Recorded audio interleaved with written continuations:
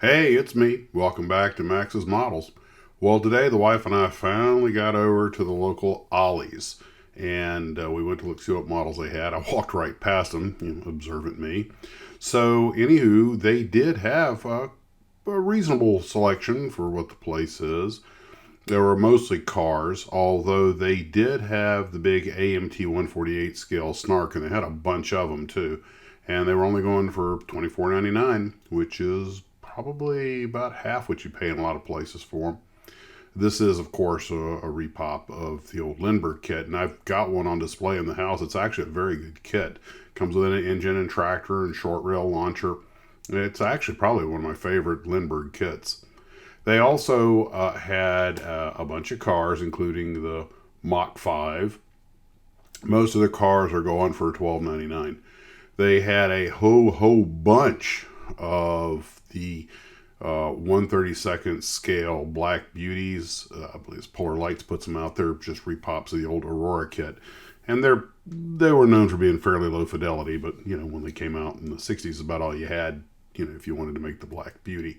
And they did have a bunch of them. They had the Nova station wagon and the pickup trucks. That they had 79 Firebird, some of the snap tights and everything. This odd hot rod snowmobile sled thing. So maybe somebody can tell me the story behind that one. But not bad. They also had a really good deal on a tractor trailer and the semi trailers. They had two of them. I think they were going. Everything was going for like $19.95 or $19.99. I mean, that'd probably be a $50 kit in a lot of places, or $40-something.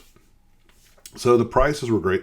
My wife went around the place and looked around. She said that outside of the models, with one or two exceptions, prices really weren't any better than any place else she went. But I have a theory that the reason for that is that kit models have a larger margin to make up for the, unfortunately, lack of economy of scale. They're marked up a lot more. I mean, let's face it, $25, $35 for a 125, 124 scale kit model car is pretty extreme.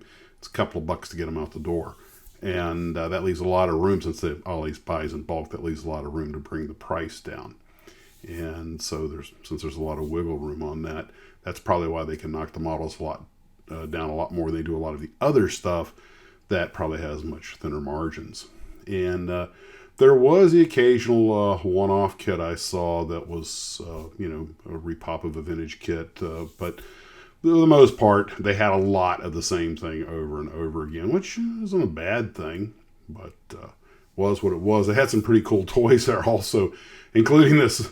I love the G.I. Joe's Cobra Rattler. I'm like, guys, you do know that Cobras and Rattlers are entirely different snakes, but I get it. Cobra's the bad guys, and they call their plane the Rattler. I just saw that, the Cobra Rattler. Oh, there is a love duo that never should have happened, but perhaps I say too much. So anyway, that was what I found when I went to the Ollies today.